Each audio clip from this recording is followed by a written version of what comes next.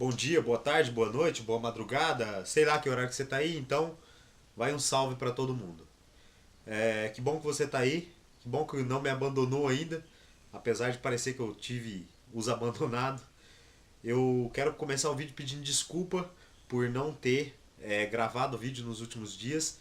Eu prometi aí no primeiro vídeo que eu estaria tentando gravar vídeos semanais aí, e por conta do monte de atividades que eu estava desenvolvendo ao mesmo tempo, eu fiquei mais atarefado do que eu estava e não consegui gravar. O tema de hoje não é aula ou é aula? Não sei. Vamos falar alguma coisa aí sobre a atualidade, né? Sobre algo que está acontecendo na atualidade, que é o conflito lá em Israel.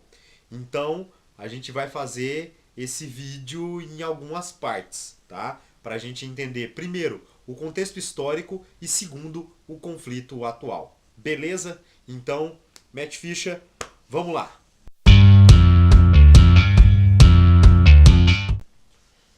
O contexto histórico. Como é que funciona o contexto histórico, professor? Pô, não sei. Tá, primeiro vai ler, vai pesquisar um pouco, né? Mas se você tiver com preguiça de ler, assiste o vídeo até o final aí que você vai pelo menos sair sabendo um pouquinho. Quando começa o conflito entre árabes e judeus? Antes de Cristo já tem relatos, porque está na Bíblia, no Antigo Testamento, que esses caras já se tretavam desde os seus antepassados. Por que, que eles se tretam? Sei lá, porque o Isaac roubou o camelo do um, o outro roubou o camelo do Mohammed, não sei. Não interessa também a gente saber isso agora, nesse momento. Mas a gente tem aí um conflito já, uma disputa por controle de território antiquíssima, tá? Antiga aí, da época do Guaraná com rolha, um pouquinho mais para trás, né? Nem Guaraná existia, era só o chá. É, a gente tem um movimento de saída, né? A gente não, eles tiveram um movimento de saída dessa terra, né? Do Oriente Médio, e você via judeu se deslocando aí para toda parte do território mundial, obviamente depois da ascensão do mundo globalizado, né? Ou do início do mundo globalizado. Então você tem judeu que vai para a Europa, judeu que vai para tudo quanto é lado do mundo, até porque eles não são bem vistos lá no Oriente Médio. Né? Eles são um povo perseguido, mas convivia mais ou menos ali harmoniosamente. Lá por meados do ano de 1897, existe um movimento de retorno, né? Uma diáspora aí dos judeus para sua terra. Esse movimento de retorno aí causa uma estranheza e causa um conflito muito grande quando os judeus retornam lá para o Oriente Médio, na área tradicionalmente ocupado por árabes. Né? Então você vai ter aí um movimento conflituoso desse retorno. Os judeus são largamente perseguidos pelos nazistas durante a Segunda Guerra Mundial. Isso você lembra das aulas de história ou dos jogos de videogame, né, da Segunda Guerra, como Medalha de Honra, que é bom pra caramba, ou a série Medalha de Honra, né, que é bom pra caramba. Então você aprendeu alguma coisa aí. Então não vou entrar nesse ponto da guerra, tá? Mas depois da guerra, os que conseguiram sobreviver, eles acabam aí ampliando essa diáspora em direção ao Oriente Médio, em direção à sua terra prometida, né? Famosa terra prometida aí pelos judeus. E esses caras vão ficar lá no Oriente Médio com o aval, obviamente, da ONU, né? A mãe ONU vai lá colocar suas asas sobre todos os que estão lá e tenta apaziguar o conflito que está rolando entre árabe e judeu. E aí o que, que a mãe ONU faz? Parte o território entre árabes e judeus, né? Isso vai resultar numa série de conflitos. Nós podemos citar aqui a Guerra dos Seis Dias, o Yom Kippur, a Intifada. Enfim, tem um monte de conflito que é bom você pesquisar um pouco mais para você ler, entender cada um deles e você vai ver quão absurdos são os conflitos dele.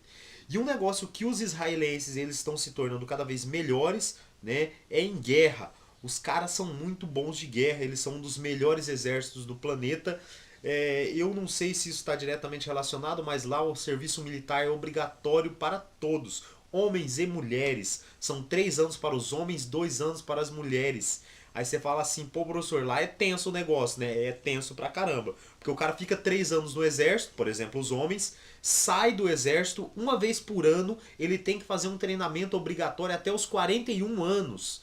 É um treinamento militar obrigatório, uma manobra militar que ele tem que se dedicar anualmente, porque senão ele não tá apto para viver dentro do território israelense. Logo depois dessa proteção da ONU aí, lembrando que os judeus viviam sobre um protetorato britânico, né? Eles conseguiram se estabelecer ali na região graças à proteção dos britânicos. Depois a proteção da ONU, da Organização das Nações Unidas aí, que parte o território.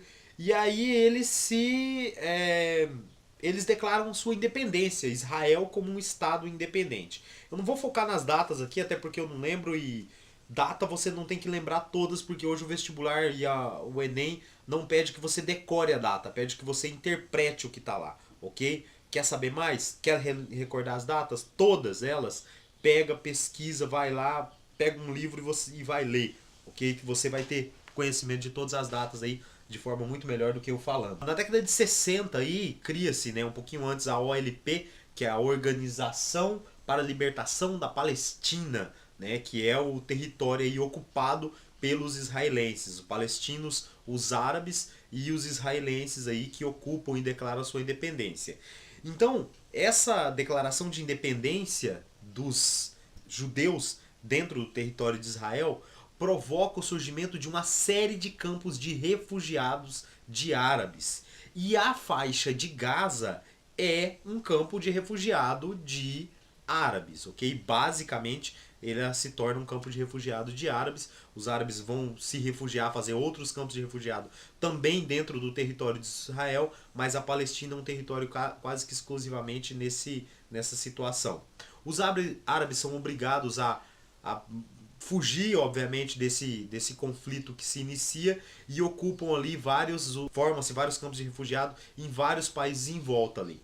Isso causa revolta também no povo árabe tradicional que está ali, de todos os outros países. Então a gente tem basicamente a seguinte situação instaurada: Israel com os judeus ali naquele território e os palestinos lá na faixa de Gaza, os árabes, né, ali na região, e todo mundo em volta ali que é de descendência árabe que odeia os judeus. Então todo mundo quer os judeus mortos, né? Mais ou menos aí um remake da Segunda Guerra Mundial. A diferença é que os judeus agora eles não estão mais tão tranquilos, apesar de que eu não sei todos os detalhes de como ocorreu a Segunda Guerra Mundial, mas eles estão se especializando cada vez mais na guerra, como eu já falei. Vai surgir uma série de conflitos aí entre os árabes e os israelenses, e a gente tem como exemplo aí a Guerra do Golfo, que não tinha nada a ver com Israel, mas que o Saddam Hussein resolveu lascar bomba no território de Israel. Você tem ali conflitos na Síria, no Egito, em tudo quanto é lugar lá que os caras resolvem do nada atacar Israel também, porque deve ser legal atacar Israel. Bom, Israel tem a proteção atualmente não só da ONU, mas também o financiamento parcial da sua guerra dos Estados Unidos, tá? Os Estados Unidos obviamente estão envolvidos em todos os conflitos, com dinheiro americano, pelo menos é isso que eu pesquisei, que foi construído agora a principal arma de defesa dos israelenses. Então, para essa parte do vídeo, dá uma pesquisada aí que é uma série de conflitos históricos, mas só para relembrar. Fugitivos da Segunda Guerra Mundial, forma-se protetorado inglês dentro da região da Palestina. Esse protetorado inglês amplia-se, né? Os ingleses os abandonam no período da guerra, porque afinal de contas eles têm uma guerra para resolver. O pau come pro lado deles lá também. Depois da guerra, a ONU acaba intervindo ali para solucionar o conflito armado que está tendo ali. Israel declara independência e uma série de conflitos começam a ocorrer por conta dessa declaração de independência, e Israel consegue aí ampliar seu território, depois devolve o território que ele tinha conquistado e fica um negócio mais ou menos estabelecido, e vários campos de refugiado ali dentro do território, como os árabes sendo alvo.